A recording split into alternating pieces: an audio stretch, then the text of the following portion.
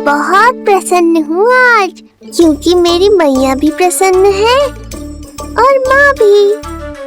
किंतु कोई ऐसा भी है जो बिल्कुल प्रसन्न नहीं है।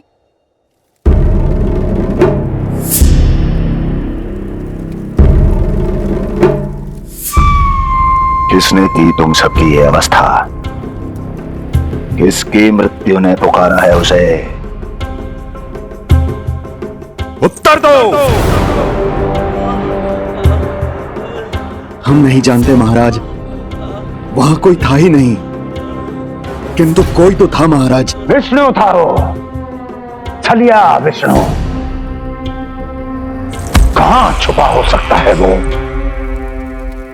विष्णु कहां छिपा है ये तो मैं भी नहीं जानता महाराज, किंतु जब से आकाशवाणी के विषय में आपने बताया है, मुझे एक शंका है जो लगातार मेरे हृदय को कचोट रही है। आकाशवाणी के अनुसार विष्णु का अवतार देवकी के गर्भ से 8वें पुत्र के रूप में जन्म लेने वाला था, अर्थात उसका जन्म उस बंदी गृह में ही हुआ होगा। तो फिर वो वहां से भागा कैसे? और उसे तो पुत्र होने वाला था महाराज। फिर वो कन्या, वो किसकी पुत्री थी? कहीं ऐसा तो नहीं कि उस बंदी गृह में कुछ ऐसा हुआ हो जो आपकी जानकारी के बाहर हो महाराज? और यदि कुछ ऐसा हुआ है तो क्या वसुदेव और देवकी के जानकारी के बिना ऐसा हो सकता था? मुझे तो लगता है महाराज कि आपकी बहन और आपके बहनोई दोनों ही आपके शत्रु विष्णु के साथ मिले हुए हैं। मेरी बहन और मेरा बहनोई, उनमें इतना साहस नहीं। उन कायरों ने तो मेरे भय से अपनी सभी नवजात शिशुओं को एक एक कर मुझे सौंप दिया था। वो मेरे विरुद्ध नहीं जा सकते।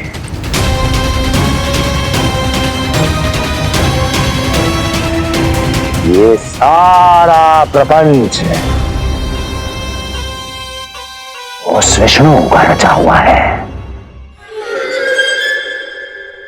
हमें उसे ढूंढना ही होगा। सैनिकों को गांव-गांव भेजकर हमें अपना समय व्यर्थ नहीं करना चाहिए महाराज। हमें तो केवल अपनी खोज को केंद्रित करना होगा। अपनी रणनीति को बदलना होगा हमें महाराज। क्या सुझाव है तुम्हारा नरकासुर? स्त्री, पुरुष, युवा, वृद्ध, इन सभी के प्राण लेने आवश्यक नहीं है महाराज। मैं तो कहता हूं हमें केवल उन शिशुओं को मृत्यु के घाट उतारना चाहिए जिनकी आयु 10 दिन से कम है।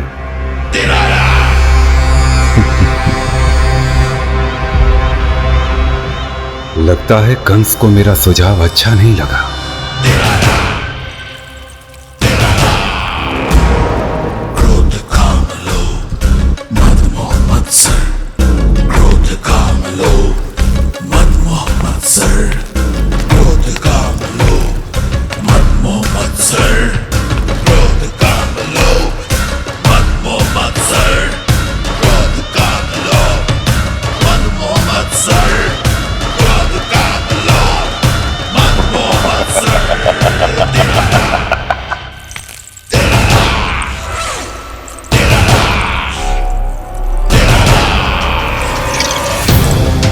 वाह मेरे मित्र वाह। व्यक्ति की सफलता और असफलता दोनों ही उसके मित्रों पर निर्भर करते हैं, और जिसके तुम जैसे हितैषी हो उसका कोई अहित नहीं कर सकता।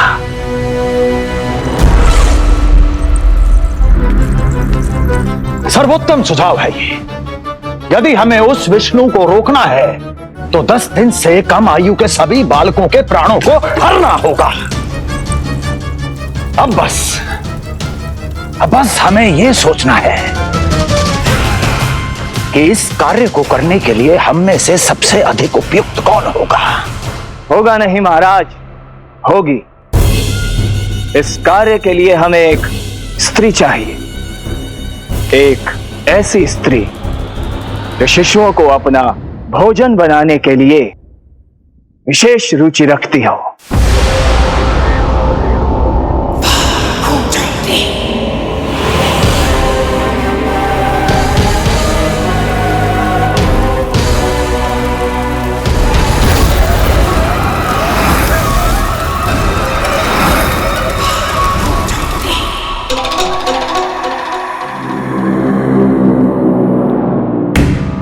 मैं स्वयं जाकर मिलूंगा उससे।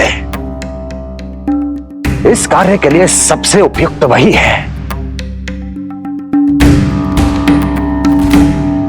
पूतना, पूतना, पूतना, पूतना, पूतना।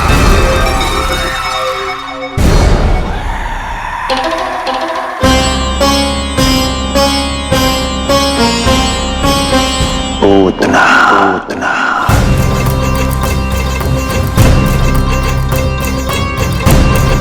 क्या हो लल्ला, सब ठीक तो है ना?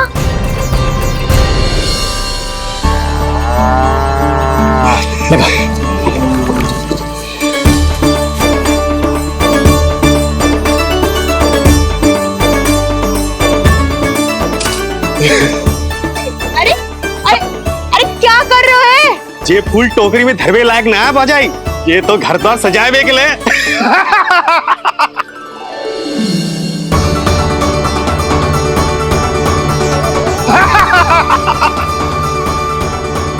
जसोमती मैया के नंदलाला का षष्ठी पूजन जो है आज।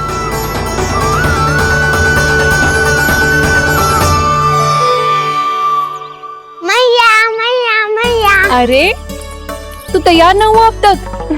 चल मैं तुझे तैयार करती हूँ। सीधा खड़ा रह। नंद महाराज के यहाँ षष्ठी पूजन के लिए जाना है कि ना? हम नंद बाबा के घर का हाथी पे जाएंगे ना। तो फिर क्या घोड़े पे जाएंगे?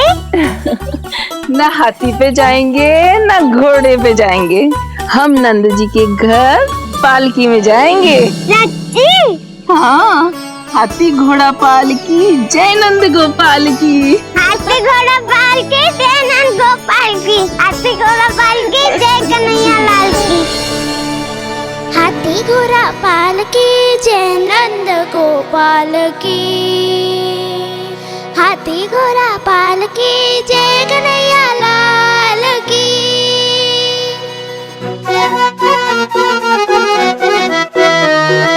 रंगोली रंग सज रहे न्यारे, इधर महक रहे हैं मोगरे वाले। मोर पंख के मुकुट लगा के पशु भी लग रहे कितने प्यारे। सज गए घर आंगन दीवारे, सज रहे बालक नर और नारी। खीर जलेबी दूध मलाई, प्रेम में डूबी बने मिठाई। एक झलक पाना चाहे सब गोकुल राजकुमार की। हाथी घोड़ा पालकी जय नंद गोपाल की। हाथी घोड़ा पालकी जय कन्हैया लाल की।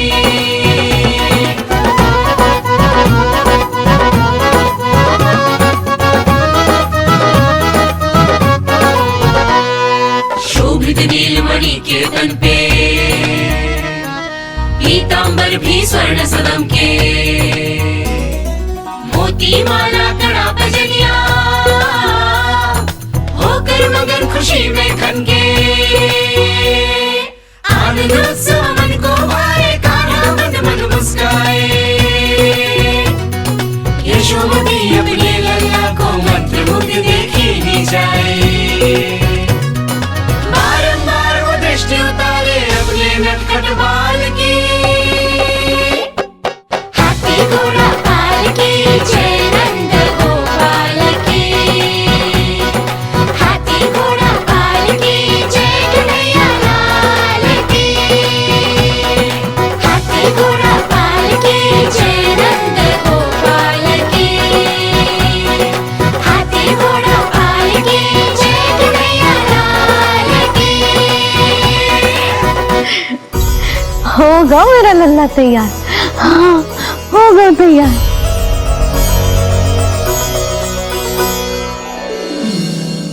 आज नए वस्त्रों में कितना कितना मनोहर लग रहा होगा वो।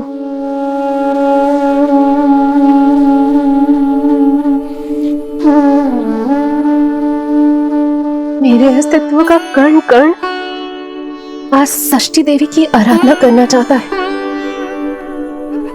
किंतु यदि मैंने ऐसा किया तो भैया को संदेह हो जाएगा।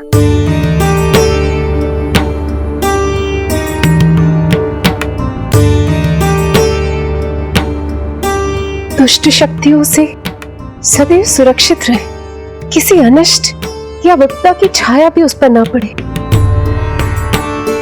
वो सदैव खुश रहे।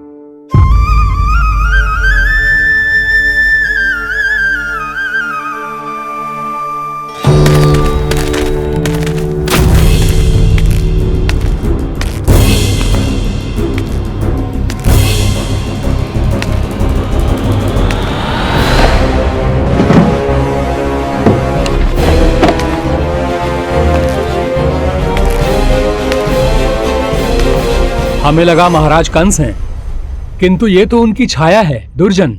छाया नहीं, महाराज कंस का सबसे अधिक प्रिय और विश्वसनीय सेवक हूं मैं। जो भी हो, उत्सव की मिठाई कहाँ है? आपके घर पुत्र हुआ है। तनिक धीरे बोलो मित्र, तुम्हारे कारण मेरे पुत्र के प्राणों को संकट आ सकता है। ऐसा क्यों कह रहे हो मित्र? तुमने सुना नहीं? महाराज कंस का आदेश है कि 10 दिन से कम आयु के सभी नवजात शिशुओं को मृत्यु के घाट उतार दिया जाए।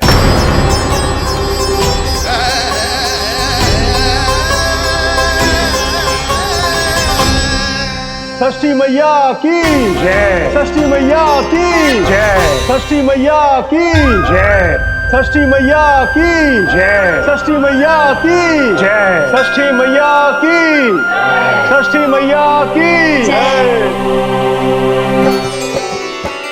है निष्ठा भक्ति करते समर्पित, देखो नंद यशोमती, देव भी दर्शन करने आए।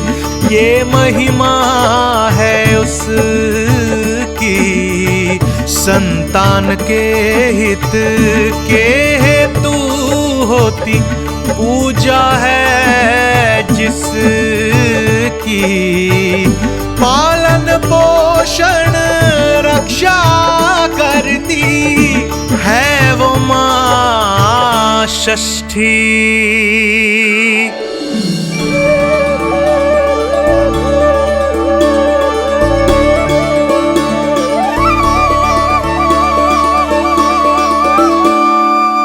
कंस बहुत ही निर्दयी है।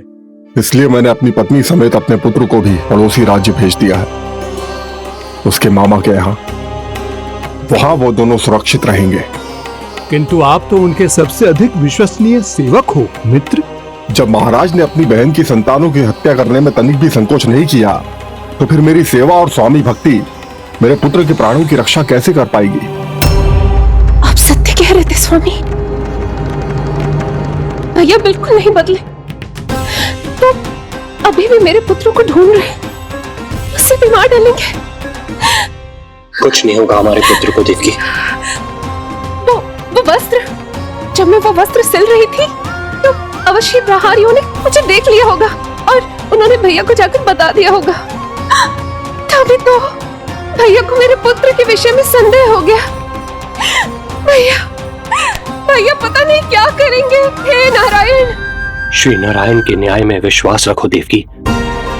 हमारा पुत्र साक्षात श्री विष्णु का स्वरूप है।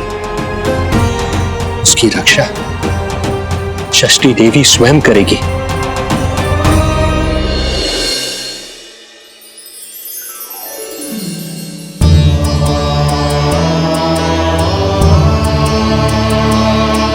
आ गए मधुमंगल। पूर्णा मौसी के पोते होने के नाते तुम मुझे पहले से ही प्रिय हो, पर जो भूमिका तुम मेरे जीवन में निभाओगे उसके कारण तुम्हारे प्रति मेरा प्रेम और भी अधिक बढ़ गया है। आओ मित्र, तुम्हारा सखा तुम्हारा स्वागत करता है।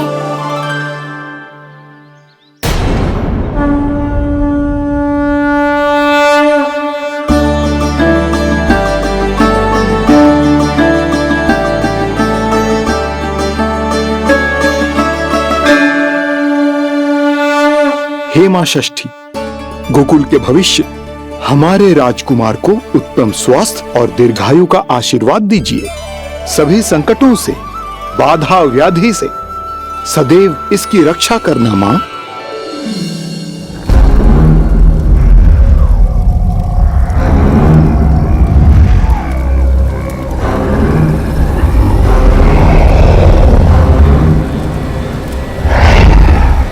महाराज, मेरे होते हुए आपको कोई सफलता और असफलता के बीच केवल कर्म का अंतर होता है दुर्जन।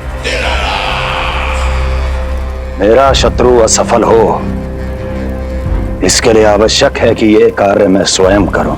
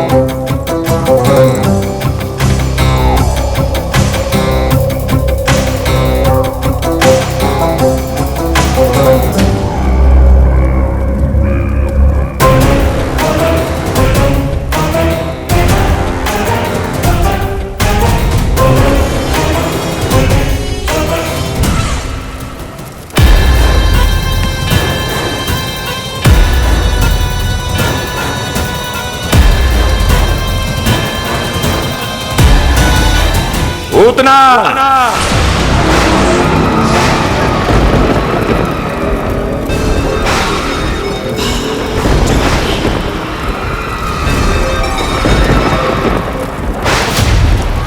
कंस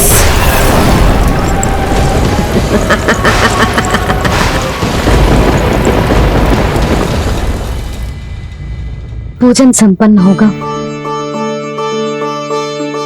अब षष्ठी मैया अवश्य ही हर बुरी शक्ति से हमारे लल्ला की रक्षा करेंगी।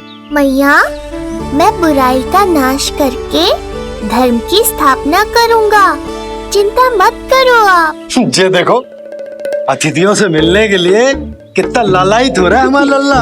हाँ?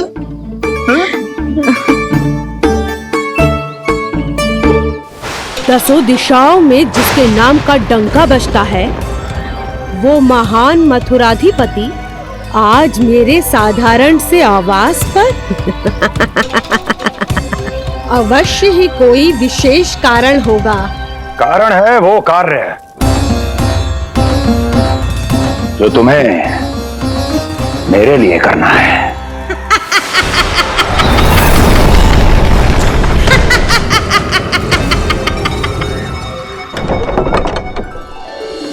यशोमती मैया के नंद लाला की, यशोमती मैया के नंद लाला की, यशोमती मैया के नंद लाला की, यशोमती मैया के नंद लाला की, यशोमती मैया के नंद लाला की, यशोमती मैया के नंद लाला की।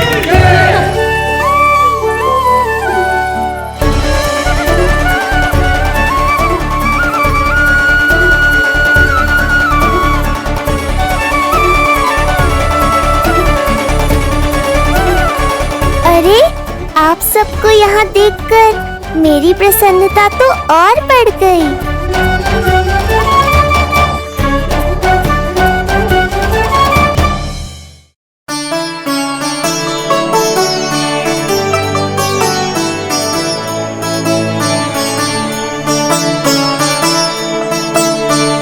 इतने आश्चर्यचकित मत हो मधुमंगल। तुम विशेष हो, क्योंकि जितने धर्मपरायण तुम हो उतना कोई नहीं। तभी तो तुम देवताओं के दर्शन भी कर सकते हो। पर तुम्हारी दादी कहाँ है मधु? मेरा उनसे मिलने का बहुत मन है।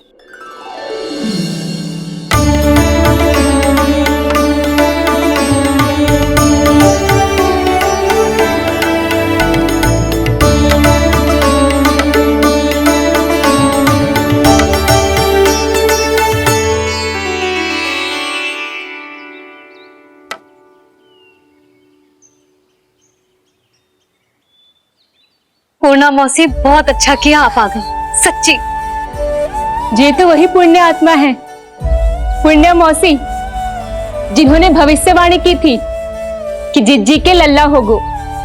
तब लगो कि ब्याह के इतने बरसों के बाद ऐसा होना असंभव है, किंतु आज देखो। हाँ पूर्णा मौसी, आपकी कही बात सच निकली। ये देखो मेरा लल्ला।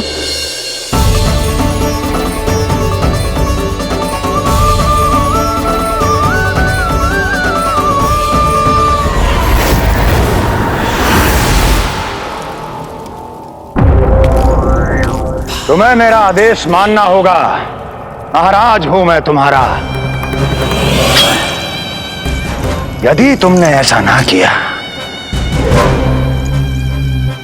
तो परिणाम क्या हो सकता है ज्ञात है ना? मैं तुम्हारे भी प्राण ले सकता हूं। नवजात शिशुओं की हत्या करना तुम्हें भी प्रिय है ना पूतना? नवजात शिशु?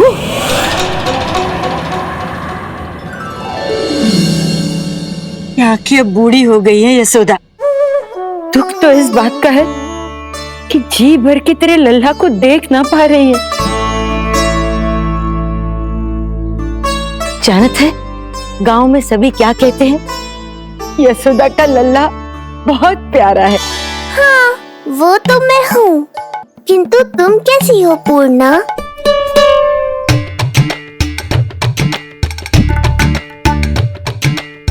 किसी ने कुछ कहा क्या? ना, अवश्य ही मुझे भ्रम हुआ है। चौंक क्यों गई? हमारा नाता तो जन जन का है पूर्णा।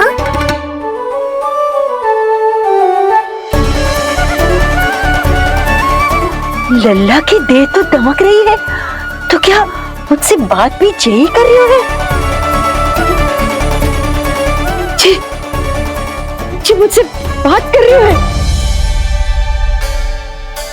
अरे क्या कर रही हो?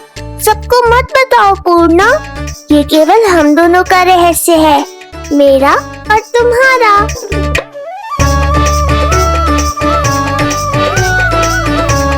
क्या हुआ मौसी? कहना क्या चाहती हो आप? जे बात कर रहे हो आपसे?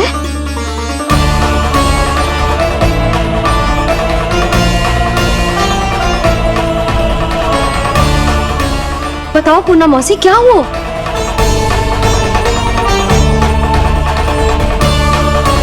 इस तरह के और भी एपिसोड देखने के लिए हमारे चैनल को सब्सक्राइब करें और बेल आइकन दबाना ना भूलें।